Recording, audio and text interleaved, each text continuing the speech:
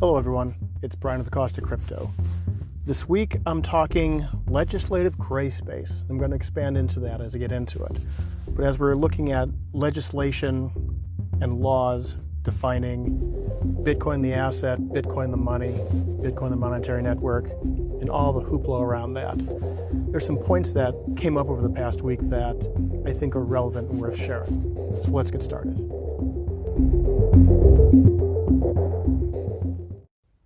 So a couple weeks ago, I listened to a couple interviews. They were back-to-back, day by day. One was an interview with Caitlin Long, the founder and CEO of Avanti Financial Services, based in Wyoming. And that was an interview at the Bitcoin 2021 conference in Miami. And another one the following day was with Anthony Pompliano and the CEO of TaxBit, which is a software that's focused towards helping people calculate what they would owe with taxes based on just cryptocurrencies.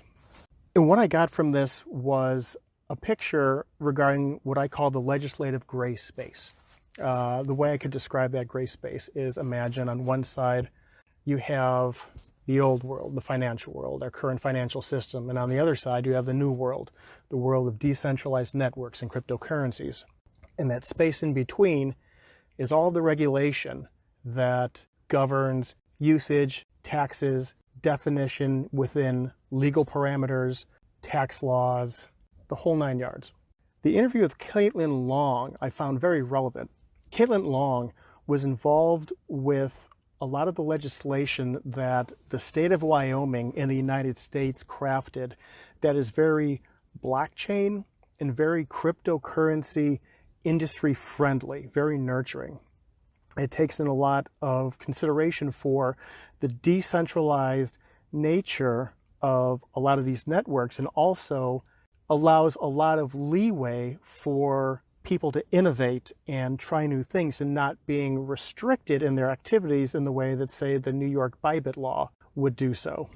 And out of the interview, the interviewer asked many questions regarding proposed legislation, upcoming legislation. Are you worried about how the IRS might act, or the Biden administration, or the Treasury Department?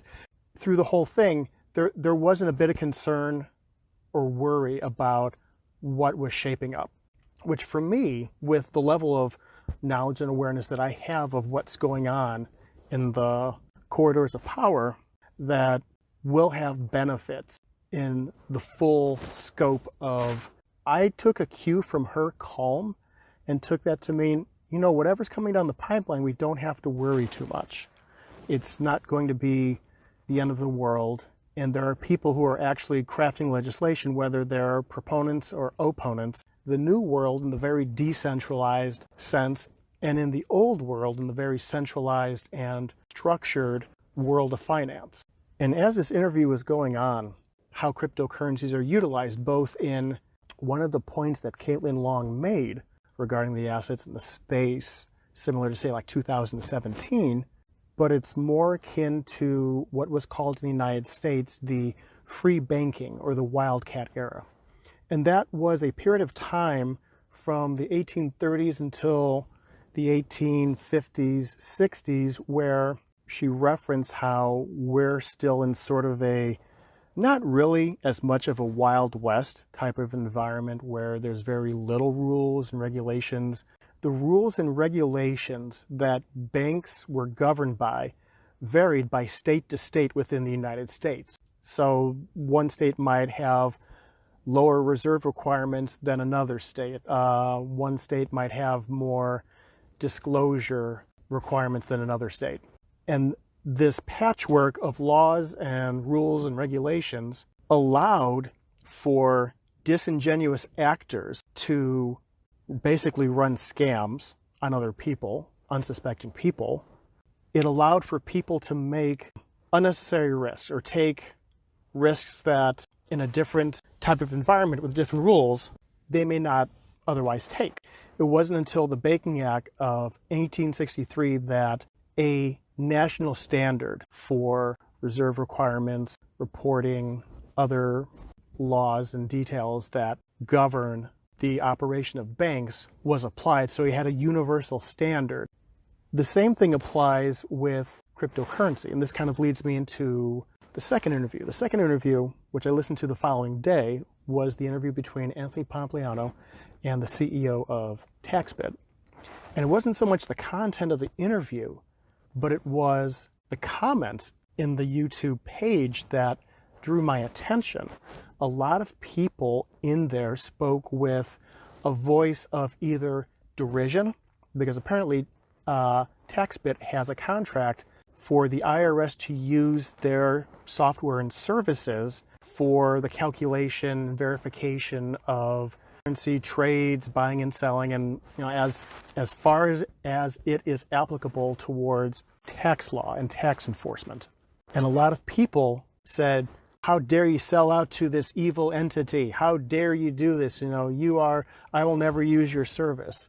And other comments were focused around these laws that they're trying to propose, they're encroaching on my space. Things to that effect.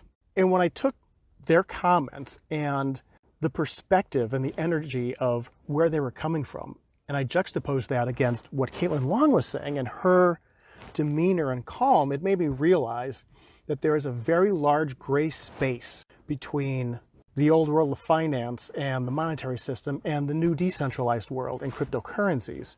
If we go back about 110 years to the 1920s, in the United States, that is the time when retail investors, people like you and me, individual investors, started getting involved in buying and selling stock certificates and doing so as an investment in order to make money. It was also during that time a lot of companies, a lot of individuals were able to do things that enabled them to bend the rules in their favor for their own benefit, whether it was a creation of trusts, and then those trusts would buy the stock of a company, or making a trust that buys the stock of a trust, which buys the stock of a company, or any other of the different machinations that people figured out during that time. Once the stock market collapsed and the prices collapsed in the late 20s and early 30s, it was then that a lot of legislation that we have today came into being that shaped a lot of the behavior and requirements to be able to be involved with, one, buying and selling stock, but two, being able to issue and sell stock, offer stock to the masses. There are laws regarding disclosure. There's laws regarding disclosure of financials, of interest, as far as, like in the United States, if someone purchases more than a 5% stake of the total stock issued, they have to file a certain form with the Securities and Exchange Commission, and it has to become public knowledge.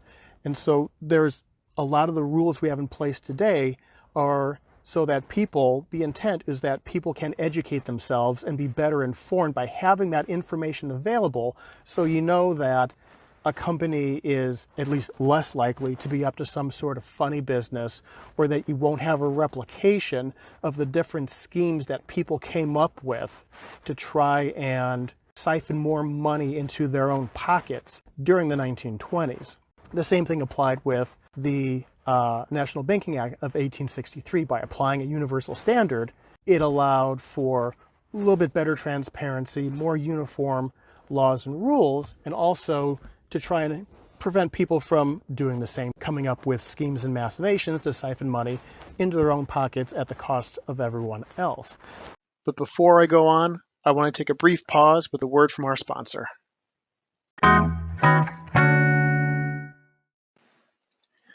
Hello, everyone. I want to tell you about my favorite podcast tool. It's Anchorfm. It's got everything you need to make a podcast: recording function, sound clips, background music, transitions. You can upload your own audio files, and you can use Anchor's built-in editing tools to make a great podcast. Anchor will distribute your podcast among multiple platforms so that the more you grow, the greater your reach becomes. You can also monetize your episodes right off the bat, no minimum audience. You can get started making your podcast right from your phone or PC. So don't wait. Download the free Anchor app or go to anchor.fm to get started.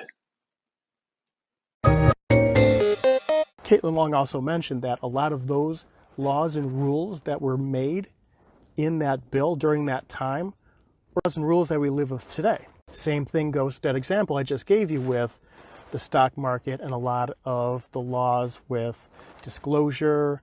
Over time, we've had the know your customer laws come into play, the KYC.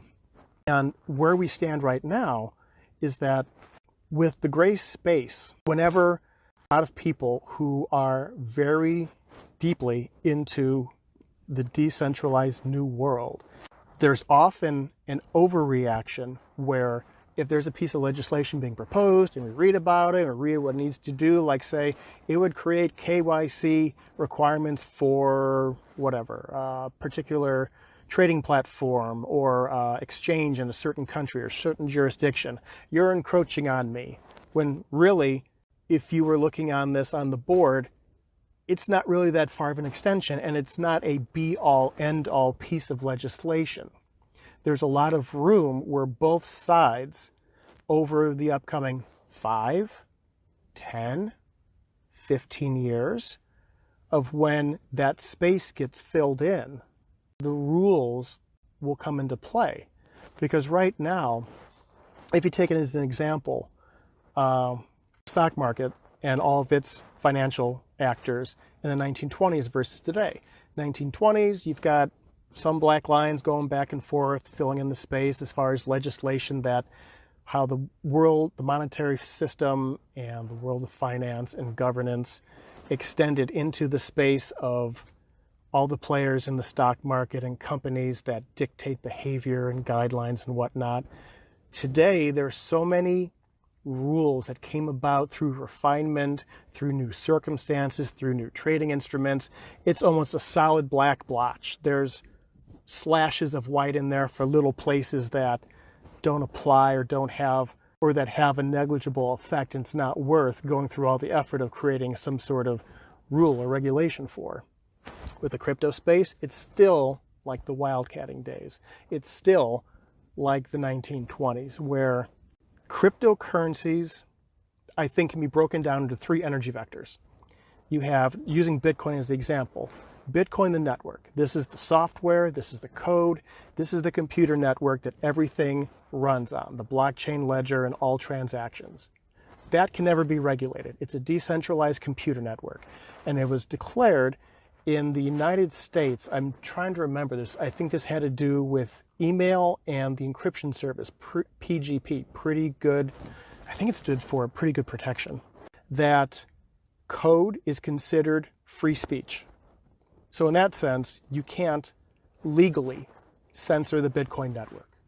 Now, Bitcoin, the asset, where it has a definition of being an investable asset, that money, US dollars, or any other fiat currency can go into as a vehicle to invest in for an increase in relative value by whatever measured standard, usually US dollars or whatever given currency it is. In that sense, Bitcoin, the asset, will fall into areas of regulation, because right now the traditional world wants access to that asset to be able to do their Bitcoin go up money trading game, where they can earn skim from people buying and selling Bitcoin, from trading it, from using them for custody services, doing the things that they already do with assets already within their scope of regulatory capture, but now they need to incorporate it with Bitcoin. And the fact that there is a community in this new world who is for the decentralization, who understands the properties of the network and how that defines the asset of Bitcoin and how it defines the monetary value, where it's the asset of Bitcoin in this network, you can't control this. We control this. We manage this asset, self-custody. This is our Bitcoin. So, of course, a rule that violates that core principle of you are the banker, it is going to rub wrong. But that's not to say that Bitcoin, the asset itself, is under the control and purview of these laws and regulations. It's the behavior and the people who use that asset in a given jurisdiction. If you have Bitcoin that you bought 5, 10 years ago, if there's not a trail that can be caught, you have that Bitcoin. You can spend it. You can connect, and more or less, with the exception of the open ledger that tracks from wallet movement of Bitcoin from wallet A to wallet B. No one knows it's you. No one knows you bought that off of, Mt. Gox or some other exchange that was around back in the day. They don't know that you have that Bitcoin since who knows when for how knows long. That part, you can still exercise complete free agency with that Bitcoin. But as far as buying something off a Coinbase, buying it off an exchange, if it's something that you earn from a rebate app like Lolli or Fold or PayApp, that's all stuff where if you were required to submit KYC info, usually like in the United States, it would be a driver's license or a copy of a passport, some sort of legally recognized government documentation that serves and is recognized in legal parameters as verification of identity, then yes, that's going to be things that fall into the regulatory capture. And that's not to say that any new legislation that creates some sort of restriction, whether it's the payment or reporting of taxes, reporting of assets, is necessarily going to be it's a step away from confiscation. They're going to take it from us. They're going to take our Bitcoin. They're going to force us to, impose a tax. It does create exposure or the potential of exposure to those different things, but it does not guarantee that's going to happen because there are advocates on the side of human freedom. There are people in the decentralized new world who are fighting against that. And there are people that are recognizing that. There are people in positions of government in those spaces who recognize that. The analogy I gave was like roots on a tree or mycelium of mushrooms. It's going to be a slow creeping process as step by step, law, regulation, definition comes into play, step by step by step, that open space between the old world and the new world. The definition will come into play where the big stuff will probably come into play within the next 5 and 10 years. And then we're going to go into the phases of refinement. And as things like, say, second and third layer solutions, smart contracts, and all sorts of other decentralized finance, as that comes into play, the laws and regulations will define those things and will come into definition. So definitely, if you're someone in the space, be vigilant about these things and be vocal. Let the people know who are proposing things that are trying to create boundaries and limitations where those boundaries and limitations need to realistically be set. Because if you don't speak up, they're going to dominate the conversation. So speak up, be loud. Be nice about it too. Being loud and vocal. That was the general context of what I got from those two different interviews. And I found it to be interesting because I think the legislative space is something that doesn't get addressed enough outside of day-to-day details or news headlines that pop up.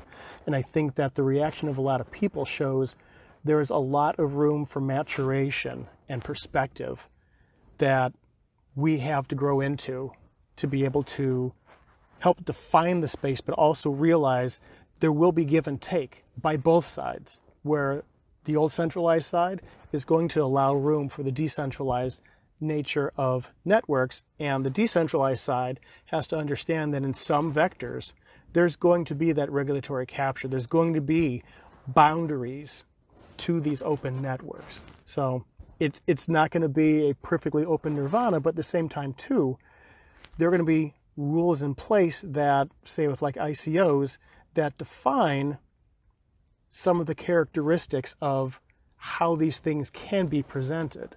There's nothing wrong with an ICO, but wouldn't it be nice if there was a guideline, even if it was a voluntary thing, or even if it was, say, a self-regulated thing like Underwriters Laboratories, where if they don't have the stamp of approval saying we disclosed XYZ information and it's been verified, we're able to get the stamp of approval and use that when we issue an ICO so that people know, okay, they've passed some sort of verification. Because remember, do not trust, verify.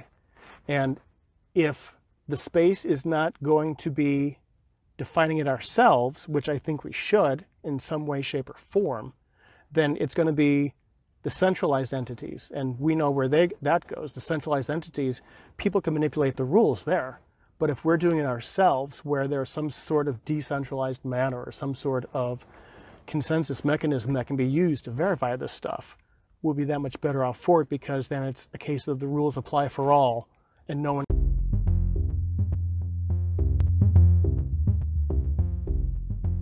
Well, that went on a little bit longer than I realized. I originally had recorded this in 2 separate parts and decided to sit down at a later point and make a full recording. And when I made the separate parts, it was a lot shorter than this, but I realized that as I started getting into this particular recording, there was a lot more to this that I think needs to be touched on and needs to be addressed and we need to be aware of.